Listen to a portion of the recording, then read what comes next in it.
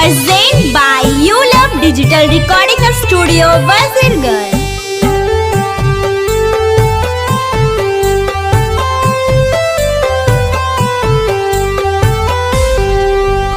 सुना सुना देशवासी घर से नहीं निकली हाजी अजी कोरोना के हरवे खातिर घर ही में रही हाजी अजी घर ही में रही।